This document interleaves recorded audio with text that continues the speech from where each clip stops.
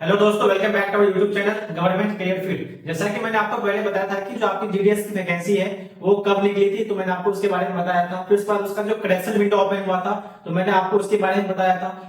फिर हमने ये भी देखा था कि आपके डॉक्यूमेंट वेरिफिकेशन में क्या क्या डॉक्यूमेंट्स लगेंगे, ठीक है, उनके बारे में मैंने आपको पहले पूरा एक्सप्लेन कर चुका हूं। ठीक है, अभी क्या हुआ है कि जीडीएस के साइट पे एक नया नोटिफिकेशन जारी किया गया आपको जीडीएस की तरफ से। उसमें से जो आपका टर्म एंड कंडीशन है, क्या क्या टर्म एंड कंडीशन को आप फॉलो करेंगे, उन चीजों को देखते हैं। ठीक है, तो यहाँ पे आपको सबसे पहले लिखा हुआ दिख रहा है कि फाइनल लिस्ट आने के बाद भी कैंडिडेट को रिजेक्ट किया जा सकता है। तो बिल्कुल किया जा सकता है। अगर मान के चलो कि आपका सिलेक्शन हो जाता है, उसके बाद भी जो अगर मान के चलो आप उसके रूल को फॉलो नहीं करते हैं तो आपको वहां से डिस्क्वालीफाई कर देगा। ठीक है, आज हम यहाँ पे देखेंगे कि आपका जो डॉक्यूमेंट वेरिफिकेशन है वो कितने स्टेज में होगा और किन किन नियमों का आपको पालन करना है। ठीक है, तो यहाँ पे आपका जो डॉक्यूमेंट वेरिफिकेशन होगा आपका 2 स्टेज पे होगा। ठीक है, डॉक्यूमेंट वेरिफिकेशन आपका कितने स्टेज पे होगा?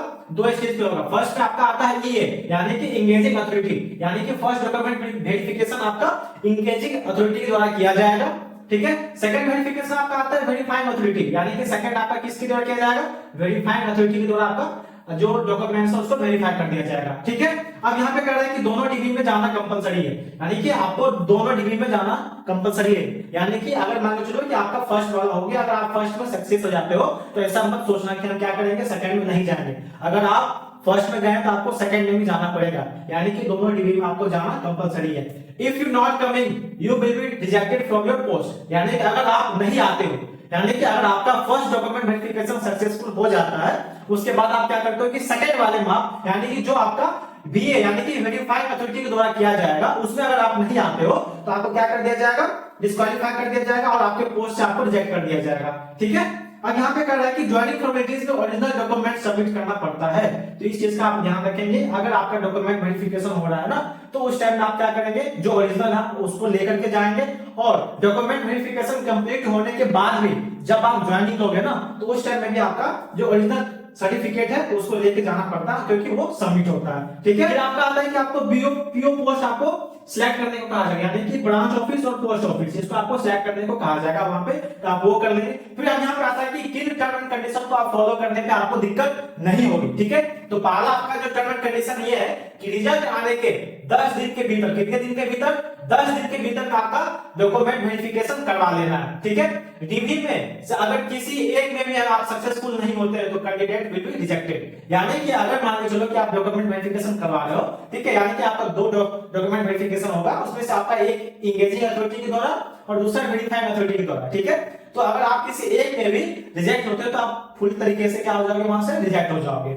ठीक है, फिर यहाँ पे कह रहा है कि विभाग के द्वारा दिए गए ज्वाइनिंग फॉर्मेलिटीज को नियत समय के भीतर आपको पूरा करना होगा। यानी कि अगर मान के चलो कि आपको डॉक्यूमेंट जो मान के चलो कि अगर आपको डॉक्यूमेंट के लिए कहा गया कि आपको 30 दिन के अंदर में डॉक्यूमेंट जमा करना है, तो इसका मतलब है कि आपको 30 दिन के अंदर में ही जमा करना है। अगर आप उससे एक्सीड करोगे तो आपको क्या कर दिया जाएगा? डिस्क्वालीफाई कर दिया जाएगा। ठीक है, अब यहाँ पे कह रहा है कि आपको 20 से लेकर के 30 दिन का टाइम दिया जाएगा, यानी कि इसके भीतर में आपके सारे डॉक्यूमेंट्स को क्या करना है? ये आपको सबमिट करना है। यानी कि ये आपका कब का है? ये आपका at the time of the joining की है, यानी कि अगर आपका डॉक्यूमेंट वेरिफिकेशन कंप्लीट हो जाता है तो उसके बाद का आपका ये है। ठीक है, यानी कि 20 से 30 दिन के अंदर आपको क्या करना है? डॉक्यूमेंट वहां पे सबमिट करना होता है। फिर कह रहा है कि अगर आपके पास कास्ट सर्टिफिकेट नहीं है तो डीवी के टाइम में आपको 10 से 15 दिन का टाइम दिया जाएगा। बहुत सारे पर्सन ऐसा है कि जो ओबीसी है, ठीक है, ओबीसी में भी अगर वो एनसीएल का लेना चाहते हैं, एनसीएल का उपयोग करना चाहते हैं, तो उसके लिए क्या है कि जो आपका सेंट्रल लेवल का है, जो आपका सेंट्रल लेवल का होता है ना उसके लिए आपको अप्लाई करना है। ठीक है, जो आपका स्टेट लेवल का होता है वो वैलिड नहीं होता है, वैलिड आपका ओनली सेंट्रल लेवल का होगा। किसका होगा? सेंट्रल लेवल का होगा। ठीक है, इस चीज का आप ध्यान रखेंगे। जो आपका ओबीसी एनसीएल बनेगा, ठीक है, ओबीसी एनसीएल बनेगा आपका, ये आपका सेंट्रल लेवल करेगा। कौन सा लेवल करेगा? सेंट्रल लेवल करेगा। फिर अगर आपका आता है कि अगर किसी कारण से आप ज्वाइनिंग नहीं कर पा रहे हैं तो आपको 30 दिन के भीतर इंगेजिंग अथॉरिटी को आपको क्या करना है? रिपोर्ट करना होगा। अगर मान लीजिए कि आपके पास कोई दिक्कत आ गई है, ठीक है, आप क्या कर रहे हैं? ज्वाइनिंग नहीं ले पा रहे हैं, ये आपका डॉक्यूमेंट वेरिफिकेशन होने की बाद की प्रोसेस है।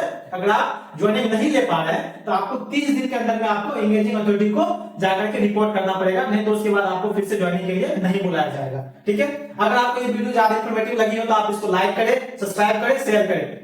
धन्यवाद।